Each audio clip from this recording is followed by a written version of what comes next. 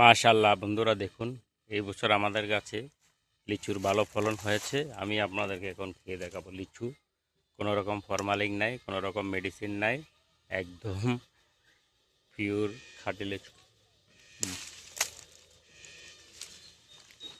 হুম,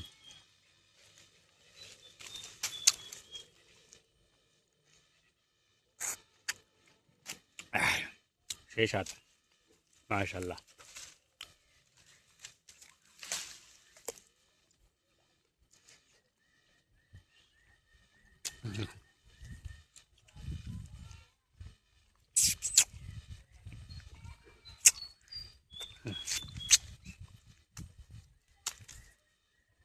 মাশাআল্লাহ, খেতে অনেক মজা।